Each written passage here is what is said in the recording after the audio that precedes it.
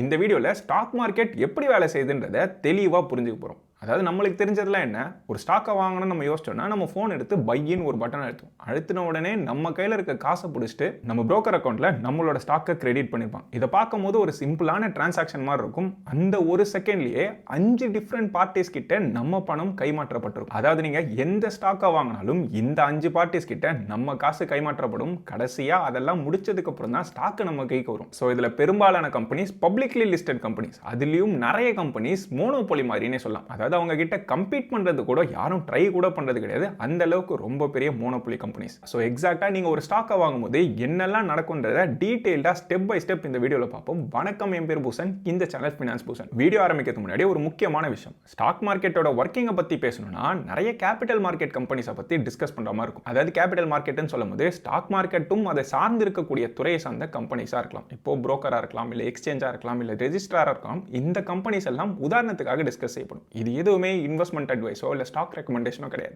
நீங்க எதுலயாவது இன்வெஸ்ட் பண்றதுக்கு முன்னாடி உங்களோட ரிசர்ச்சை ப்ராப்பரா பண்ணிட்டு பண்ற மாதிரி இருக்கணும். அதே மாதிரி இந்த என்டையர் கேபிட்டல் மார்க்கெட் தீம் மேலேயே நான் லாங் டர்முக்கு புல்லிஷா இருக்குன்றதையும் சொல்லிடுறேன். அதுக்கான டேட்டா பாயிண்ட்ஸும் அதுல இருக்கக்கூடிய ரிஸ்க் எல்லாத்தையுமே டீடைல்டா இந்த வீடியோல கவர் பண்ணுவோம். இப்போ ஒரு ஸ்டாக்கை வாங்கும்போது என்னெல்லாம் நடக்கும்ன்றதை டீடைல்டா ஸ்டெப் பை ஸ்டெப் பார்ப்போம். முதல்ல ஒரு ஸ்டாக்கை வாங்க போறோம்னா நமக்கு தேவையானது 3 முக்கியமான விஷயம். ஒன்னு நம்மளோட பேங்க் அக்கௌண்ட், இன்னொன்னு ட்ரேடிங் அக்கௌண்ட், இன்னொன்னு டிமேட் அக்கௌண்ட். இப்போ நீங்க Zerodha, grow, Upstox, angel one இந்த மாதிரி ஏதாவது ஒரு புரோக்கர் கிட்ட அக்கௌண்ட் ஓபன் பண்ண போறீங்கன்னா நீங்க ஓபன் பண்ணும்போதே உங்களுக்கு ஒரு ட்ரேடிங் அக்கௌண்ட்டும் இன்னொரு டிமேட் அக்கௌண்ட்டும் சேர்த்தே ஓபன் செய்யப்படும். இந்த ட்ரேடிங் அக்கௌண்ட்ன்றது அந்த புரோக்கரோட இன்டர்ஃபேஸை யூஸ் பண்றதுக்கும் அவங்களோட டூல்ஸை யூஸ் பண்றதுக்கும் உருவாக்கப்படுற ஒரு அக்கௌண்ட்னு சொல்லலாம். அடுத்து உங்களுக்காக உருவாக்கப்பட்ட டிமேட் அக்கௌண்ட்ல தான் உங்களோட ஷேர்ஸும் இதர இன்ஸ்ட்ருமெண்ட்ஸும் எலக்ட்ரானிக்கா ஸ்டோர் செய்யப்பட்டிருக்கும். அதாவது உங்களோட பேங்க் அக்கௌண்ட்ல இருந்து காசை கன்வெர்ட் பண்ணி இந்த ஷேர்ஸா டிமேட் அக்கௌண்ட்ல ஸ்டோர் பண்றதுக்கு ஒரு பிரிட்ஜா இருக்கிறது தான் புரோக்கரோட வேலை. சடனா உங்களோட ஸ்டாக் புரோக்கரே கம்ப்ளீட்டா பேங்க்ரப்ட் ஆகி கம்பெனியே மூடப்பட்டாலும் உங்களோட ட்ரேடிங் அக்கௌண்ட் மட்டும் தான் காணாம போயிருக்குமே தவிர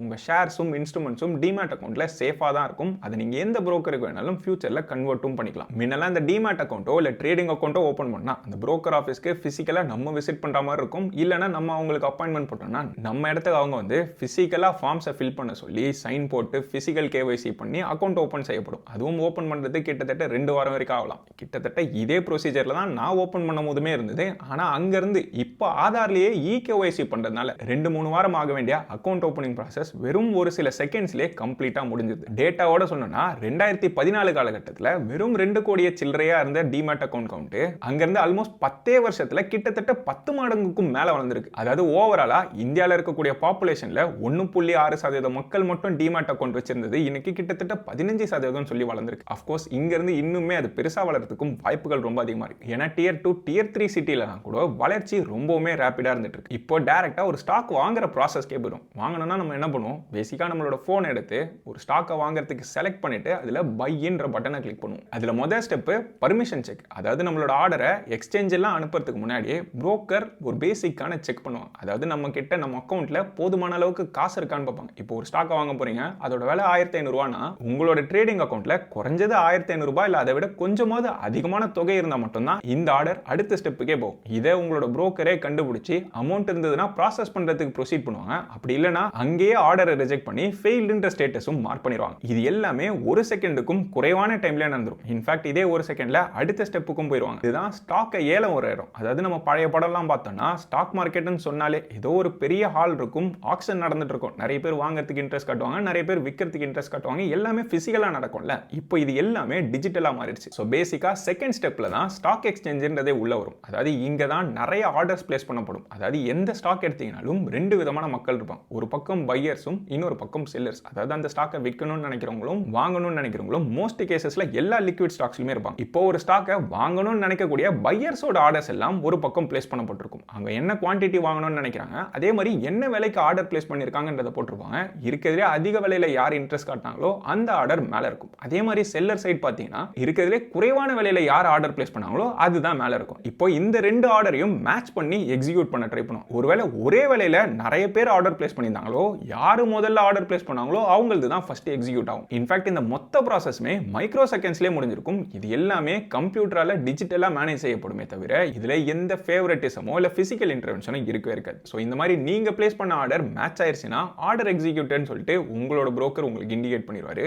உங்களோட காசும் டிடெக்ட் செய்யப்பட்டு அந்த ஷேர்ஸ் உங்க அக்கௌண்ட்டுக்கு வந்த மாதிரி காட்டப்பட்டிருக்கும். ஆனா இங்க இருந்தும் நிறைய ப்ராசஸ் மீதி இருக்கு. இப்போ உதாரணத்துக்கு 1500 ரூபாய்க்கு ஒரு ஷேர் வாங்கியிருக்கீங்கன்னா 1500 ரூபாய் கூட சேர்ந்து இன்னும் சில சார்ஜஸும் டிடெக்ட் செய்யப்பட்டிருக்கும். இப்போ நீங்க யூஸ் பண்ற புரோக்கரேஜை பொறுத்து சில புரோக்கர் ஜீரோ புரோக்கரேஜ்ன்றுவாங்க, இல்லைன்னா ஒரு ஆர்டருக்கு 20 ரூபா பிடிக்கிறதாவோ இல்ல பர்சன்டேஜ் கணக்கில் பிடிக்கிறதாவோ சொல்லியிருப்பாங்க. அதனால புரோக்கரேஜ் சார்ஜஸ் நீங்க பே பண்ற மாதிரி இருக்கும். அதுக்கு அடுத்தது ஒவ்வொரு டிரான்சாக்ஷனுக்கும் டாக்ஸா சென்ட்ரல் கவர்மெண்ட்டுக்கு எஸ்டிடி பே பண்ணிட்டு வரும். இதை தவிர்த்து சின்னதா ஒரு சார்ஜை எக்ஸ்சேஞ்ச் ஃபீயாவும் பே பண்ணிட்டு இருப்போம். அது இல்லாம செபிக்கு ஒரு காசு, ஸ்டேட் கவர்மெண்ட்டுக்கு ஒரு ஸ்டாம்ப் டியூட்டி, இதுக்கு மேல புரோக்கரேஜ்க்கும் எக்ஸ்சேஞ்ச் ஃபீஸ்க்கும் ஜிஎஸ்டியும் சேர்த்து பே பண்ணும். ஸோ ஒரு ஷேர் வாங்கி முடிக்கும் போது ஒரு 10-20 ரூபான்னு சொல்லிட்டு ஒரு சின்ன காசு நம்மளுக்கு சார்ஜஸா போயிருக்கும். அதை பார்க்கும்போது ரொம்ப குட்டி போனோம்னு சொல்லிட்டு நம்மளும் பெருசா கண்டுக்காம கம்ப்ளீட்டா இக்னோர் பண்ணிடும். இதை ஒரு வருஷம் ஃபுல்லா நம்ம பண்ண எல்லா டிரான்சாக்ஷன்ஸ்க்கும் எடுத்து பார்க்கும்போது அது ஒரு பெரிய அமௌண்ட் மாதிரி இருக்கும். அதுவும் நீங்க 1% மட்டும் இந்த அளவுக்கு கட்டியிருக்கீங்கன்னா இந்தியாவில் இருக்க எல்லாரும் ஒவ்வொரு நாளும் என்ன வால்யூம்ல ட்ரேட் பண்றாங்கன்னு யோசிச்சு பாருங்க. ஸோ மொத்த இந்தியாவுக்கும் டெய்லி நடக்கிற இந்த எல்லா டிரான்சாக்ஷன் காஸ்ட்டும் சேர்த்தோம்னா அதுவே பல லட்சம் கோடிக்கும் மேல போகும்.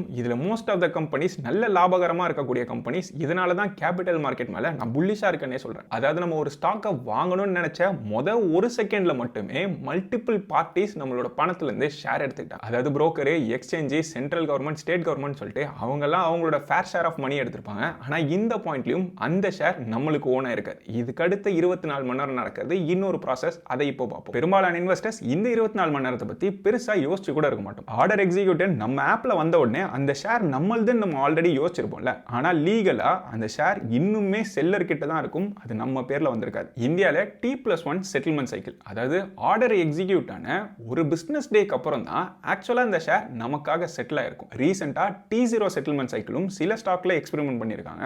ஆனால் பெரும்பாலான ஸ்டாக்ஸுக்கு ஒரு நாள் கழிச்சு தான் இந்த செட்டில்மெண்ட்லாம் நடக்க ஆரம்பிக்கும். இந்த ஒரு நாள்ல 3 டிஃபரெண்ட் ப்ராசஸ் நடக்கும். இதுல முதல் ஸ்டெப் ஒரு மிடில் மேன் உள்ள வந்திருப்பார். அதாவது மார்க்கெட்லாம் முடிஞ்சதுக்கு அப்புறம் நான் பாத்துக்கிறேன்னு சொல்லிட்டு கிளியரிங் கார்ப்பரேஷன் சொல்லிட்டு ஒரு புது பார்ட்டி உள்ள வந்திருக்கும். அதாவது ஒவ்வொரு ட்ரேடிங் டே அப்பவும் அந்த நாள் நடந்த எல்லா ட்ரேடையுமே என்கிட்ட கொடுத்துருங்க, நான் கைமாத்தி விடுறதையும் கிளியர் பண்றதையும் பாத்துக்கிறேன்னு சொல்லிட்டு இந்த கிளியரிங் கார்ப்பரேஷன் உள்ள வந்திருப்பாங்க. அதாவது எல்லா பையருக்கும் செல்லருக்கும் நடுவில் இந்த கிளியரிங் கார்ப்பரேஷன் தான் இருப்பாங்க. அதாவது பேசிக்கா நம்ம ஒரு ஸ்டாக்கை வாங்கும்போது ஏதோ ஒரு செல்லர் கிட்ட இருந்து வாங்குறோம்னு நினைச்சிட்டு இருப்போம். கிடையவே கிடையாது.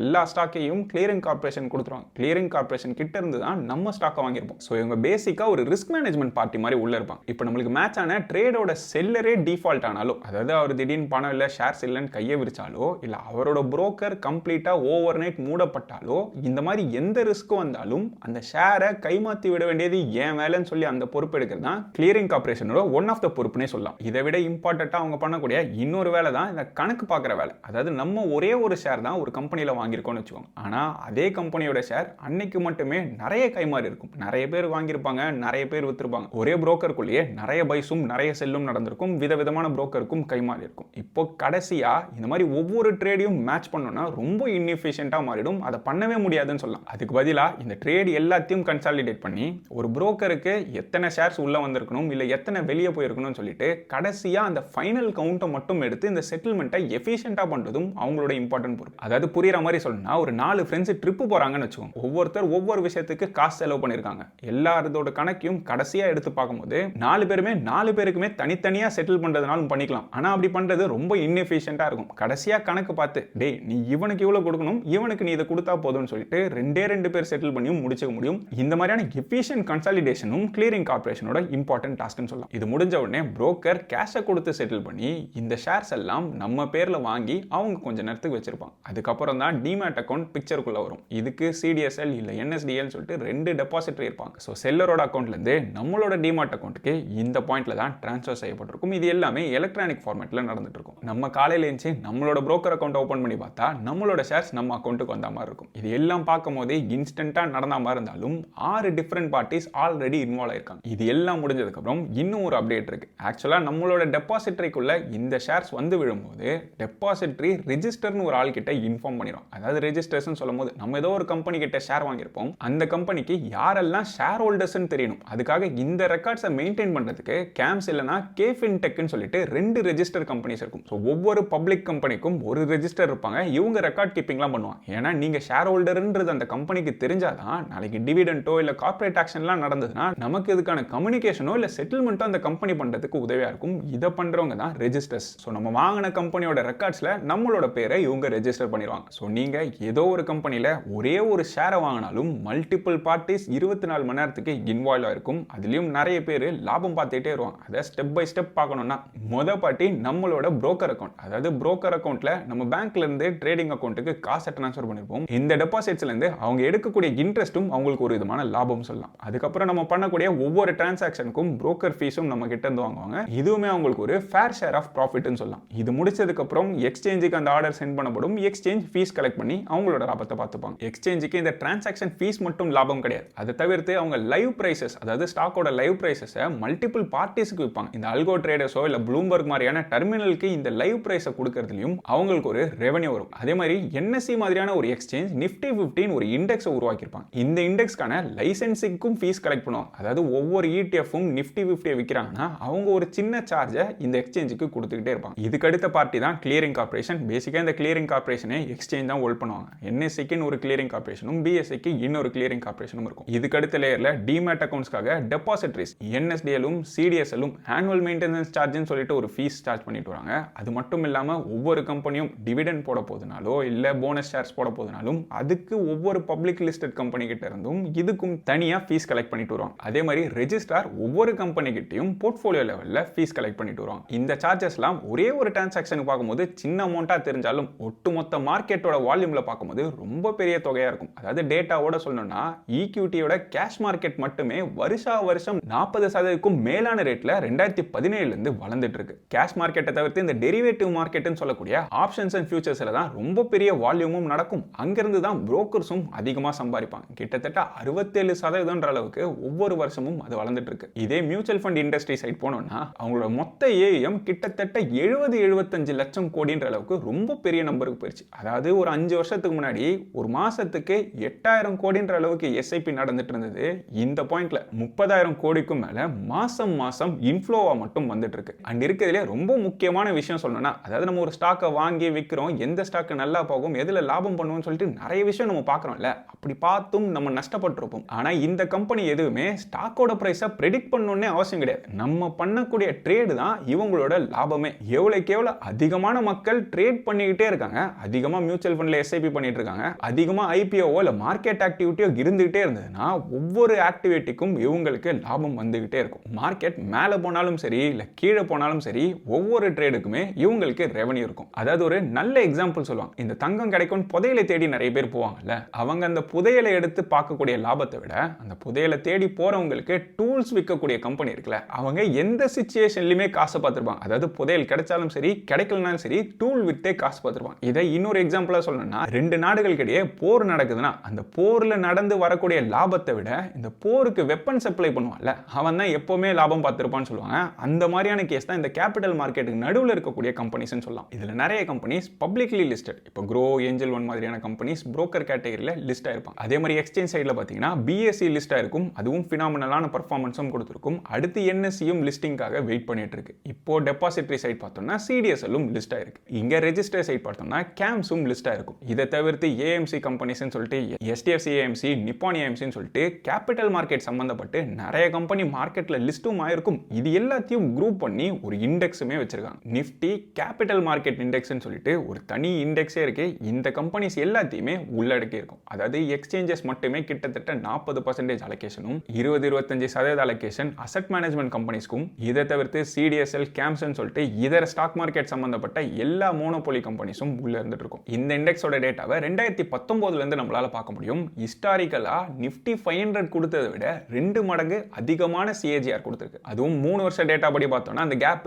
இன்னுமே சிக்னிஃபிகண்டா ரொம்ப அதிகமா இருக்குன்னே சொல்லலாம். அதாவது எக்ஸாம்பிளோட சொல்லணும்னா 10,000 ரூபாய் இதுல யாராவது எஸ்ஐபி பண்ண ஆரம்பிச்சிருந்தாங்கன்னா 5 வருஷத்துல 13 லட்சத்துக்கும் மேல இந்த இண்டெக்ஸ் ரிட்டர்ன் கொடுத்திருக்கும். அஃப்கோர்ஸ் பாஸ்ட் ரிட்டர்ன்ஸை பார்த்து ஃபியூச்சர்லயும் இதே வரும் நம்மளால சொல்ல முடியாது. ஆனா இந்தியால ஸ்டாக் மார்க்கெட்ல மக்கள் பார்ட்டிசிபேட் பண்றது தொடர்ந்து வளருமா இல்லையான்றதை புரிஞ்சுக்கிட்டோம்னா இதுல இன்வெஸ்ட் பண்ணலாமா வேணாமான்னு நம்மளே டிசைட் பண்ணிக்கலாம். டேட்டா படி பார்த்தீங்கன்னா கோவிட்க்கு அப்புறம் தான் இந்தியால நிறைய பேர் ஸ்டாக் மார்க்கெட்லயும் மியூச்சுவல் ஃபண்ட்ஸ்லயும் இன்வெஸ்ட் பண்ண ஆரம்பிச்சாங்க. அதுவும் தொடர்ந்து 60 மாசத்துக்கு மேல பாசிட்டிவ் இன்ஃப்ளோ மட்டும் எல்லாம் இந்தியன் ஈக்விட்டிக்குள்ள வந்துகிட்டே இருக்கு. அதாவது டொமஸ்டிக்கா மக்கள் இன்வெஸ்ட் பண்றது மாசம் மாசம் பாசிட்டிவாவே இருந்துட்டு இருக்கு. ஸோ மக்கள் இந்த பாயிண்ட்ல சேவிங்ஸ் இல்லை இன்வெஸ்ட்மெண்ட்னு யோசிச்சாலே ட்ரெடிஷனல் வழியெல்லாம் விட்டுட்டு மோஸ்ட் கேசஸ்ல ஈக்விட்டியும் மியூச்சுவல் ஃபண்ட்ஸ் தான் ப்ரிஃபர் பண்றாங்க. ஆனா டேட்டா படி சொல்லணும்னா இப்போவுமே இந்தியாவில் ஈக்விட்டியில சேவ் பண்றது வெறும் 6% இந்தியன் ஹவுஸ் ஹோல்டோட அசட்ஸ் மட்டும் தான் அக்கௌண்ட் ஆயிருக்கு. இப்போ ஜப்பான் எடுத்தோம்னா கிட்டத்தட்ட மொத்த சொத்து மதிப்புல 18% வரைக்கும் ஈக்விட்டியில இன்வெஸ்ட் பண்ணிட்டு வராங்க. இதே யூஎஸ் எடுத்தீங்கன்னா கிட்டத்தட்ட 22%க்கும் மேற்பட்ட மொத்த சொத்து மதிப்புல ஈக்விட்டியில இன்வெஸ்ட் பண்ணிட்டு வராங்க.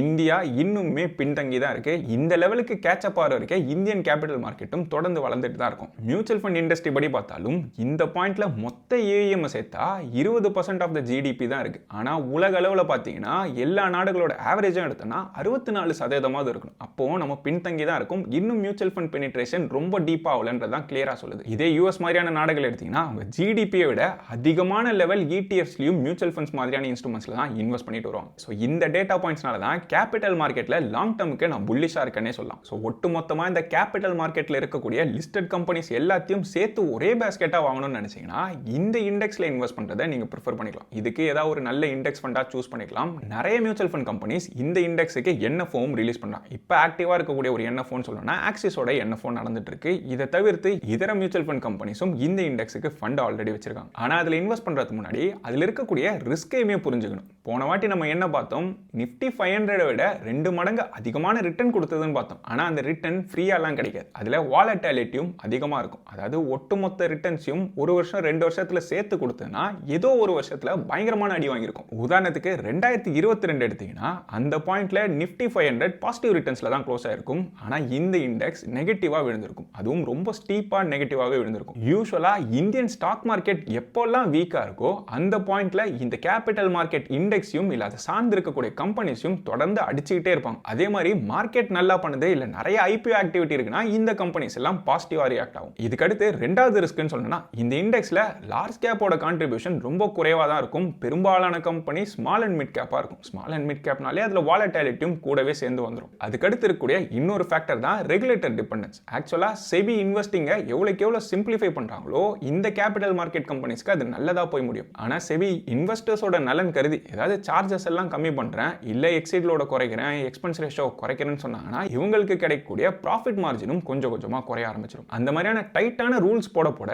அது இந்த கம்பெனியை பாதிக்கும். ரெகுலேட்டர் டிபெண்டன்ஸ் இருக்கக்கூடிய எல்லா செக்டாருக்குமே இது ஒரு ரிஸ்கா இருக்கும். என்ன பர்சனலா கேட்டீங்கன்னா கேபிட்டல் மார்க்கெட் செக்டார்ன்றது ஒரு மல்டி இயர் ஸ்டோரின்னு சொல்லுவோம். அதுவும் சைக்கிளிக்கலா இருக்கக்கூடிய செக்டார். இன்னைக்கு வாங்கி நாளைக்கே காசு பார்க்க முடியுமானா அப்படி யோசிச்சு இதுக்குள்ள வரக்கூடாது. 5 வருஷம் 10 வருஷம் 15 வருஷம்ன்ற டைம் ஃப்ரேம்ல யோசிச்சோம்னா கேபிட்டல் மார்க்கெட் இந்தியாவில் பெனிட்ரேஷன் அதிகமாயிட்டு தான் போகணும். அது வளர்ந்ததுன்னா அதை சுத்தி இருக்கக்கூடிய இந்த கம்பெனிஸும் வளரும். இந்த ஐடியாலஜி இருந்ததுன்னா இந்த செக்டாரை நீங்களும் எக்ஸ்ப்ளோர் பண்ணலாம். ஸோ இப்போ நம்ம ஒரு ஸ்டாக்கை வாங்கும் போதே என்னதான் நடக்குது, என்னென்ன பார்ட்டி இன்வால்வ் ஆறாங்க, அந்த ஒரு நிமிஷம் என்ன நடக்குது, 24 மணி நேரத்தில் எப்படி டிரான்ஸ்ஃபர் நடக்குதுன்றதை எல்லாத்தையுமே பார்த்துருப்போம். இப்போ ஸ்டாக்கை வாங்கி வித்து நம்ம லாபம் பார்க்குறோமோ இல்லையோ இதை சப்போர்ட் பண்ணக்கூடிய இந்த இன்ஃப்ராஸ்ட்ரக்சர் கம்பெனிஸ் தொடர்ந்து லாபம் பார்த்துக்கிட்டே தான் இருக்காங்க. ஒரு இன்வெஸ்டரா பார்க்குறீங்கன்னா இது ஒரு இன்ட்ரெஸ்டிங்கான செக்டாரா இருக்கும். இதை இன்னுமே எக்ஸ்ப்ளோர் பண்ணலாம். இது வரைக்கும் இந்த வீடியோவில் பார்த்த இன்ஃபர்மேஷன் யூஸ்ஃபுல்லாவோ இல்லை புதுசாவோ இருக்குன்னு தோணுச்சுன்னா இந்த வீடியோ லைக் பண்ணுங்க. இந்த சேனலுக்கு இது வரைக்கும் சப்ஸ்கிரைப் பண்ணலாம். சப்ஸ்கிரைப் பண்ணிட்டு அந்த பெல் ஐக்கானை கிளிக் பண்ணி ஆல் என்ற செலக்ட் பண்ணிங்கன்னா இந்த சேனலில் போடக்கூடிய புது வீடியோஸோட நோட்டிஃபிகேஷன் உடனே வந்து சேரும். நன்றி மக்களே.